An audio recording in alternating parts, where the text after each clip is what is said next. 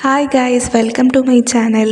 ഞാൻ കുറേ ദിവസമായി വീഡിയോസൊക്കെ ഇട്ടിട്ടല്ലേ, ചെറിയൊരു ഷോർട്ട് ബ്രേക്ക് എടുത്തതാ. കഴിഞ്ഞ ദിവാലി ലീവിന് ഞാൻ വീട്ടിൽ പോകുന്ന വഴിക്ക് ഒരു ഇൻസിഡൻറ്റ് ഉണ്ടായി ഗൈസ്. എന്നെപ്പോലെ കാര്യഗൗരവമൊന്നും ഇല്ലാത്ത കുട്ടികൾക്ക് വേണ്ടി പറയുന്നതാണ്. അങ്ങനെ ഞാൻ ഷിമോഗയിൽ നിന്ന് വണ്ടി കയറി മംഗളൂരിലേക്ക് പോയിക്കൊണ്ടിരിക്കുക.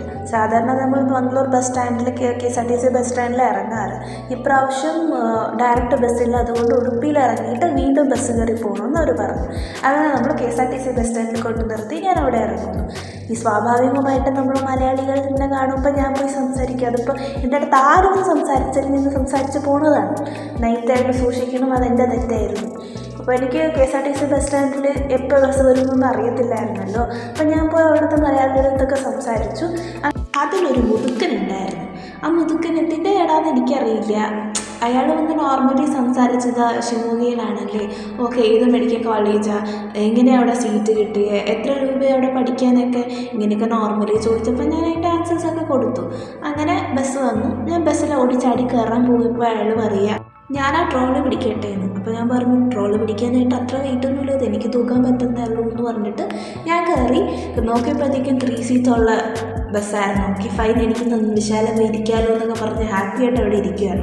പക്ഷെ ഞാൻ നോട്ടീസ് ചെയ്യുന്നുണ്ടായിരുന്നു, ഇയാൾ ഇടയ്ക്കിടയ്ക്ക് എന്നെ തിരിഞ്ഞിരിഞ്ഞ് നോക്കുന്നുണ്ട്. ഞാൻ വലിയ മൈൻഡാക്കാനും പോയില്ല. അങ്ങനെ ബസ് സ്റ്റോപ്പിന് മുമ്പ് 5 മിനിറ്റ്സ് മുന്നേ ഇയാൾ എൻ്റെ ഫ്രണ്ടിൻ്റെ സീറ്റിന് മുന്നേ വന്നിരുന്നു. എന്നിട്ട് വന്ന് എൻ്റെ അടുത്ത് സംസാരിച്ചു.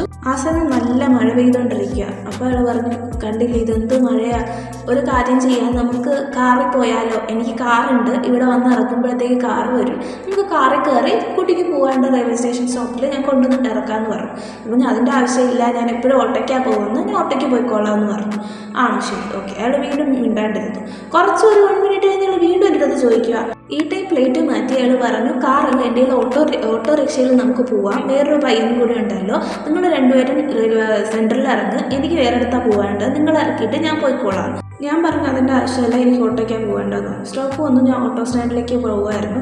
ഇയാൾ എൻ്റെ പിറകെ നടക്കും. ഇയാൾ ഓടിപ്പോയിട്ട് ആ ഓട്ടോ സ്റ്റാൻഡിൽ അങ്കിളിൻ്റെ അടുത്ത് പറഞ്ഞു, നമുക്ക് ഇന്ന സ്ഥലത്ത് പോകണം, എത്ര രൂപയാവും. ഓട്ടോ അങ്കിളിന് എന്തുകൊണ്ട് ഔട്ട് വന്നിട്ടാന്ന് തോന്നുന്നു. എൻ്റെ അടുത്ത് ചോദിച്ചു, മോക്ക് എവിടെ ഇറങ്ങേണ്ടേ. ഞാൻ പറഞ്ഞു സെൻട്രൽ റെയിൽവേ സ്റ്റേഷനിലാണ്. അയാൾ പറയുന്ന റൂട്ട് വേറെയാണ്, മോക്ക് പോകേണ്ട റൂട്ട് വേറെയാണ്. ഇയാളുടെ ഉദ്ദേശം എന്താണെന്ന് മനസ്സിലായി. അങ്ങനെ ഓട്ടോ അങ്കിൾ എല്ലാവരും കൂടി വളഞ്ഞ് ഇയാൾക്ക് ശരിക്കും കൊടുത്തു. എന്നെ പെട്ടെന്ന് ഒരു ഓട്ടോയെ കയറ്റി വിടുകയും ചെയ്തു. ആ ഓട്ടോയിൽ നിന്ന് മാവന പറഞ്ഞ, മോൾ ഇതൊക്കെ ശ്രദ്ധിക്കേണ്ട, നൈറ്റ് ഇതുപോലെ ഒരുപാട് കിഡ്നാപ്പിംഗ് ഇവിടെ നടന്നിട്ടുണ്ടെന്ന് പറഞ്ഞു. So always be safe girl, സ്ട്രേഞ്ചേഴ്സിനോട് അധികം സംസാരിക്കാൻ പോകണ്ട. ദാറ്റ്സ് ഓൾ, കുട്ടി സ്റ്റോറി. Bye by.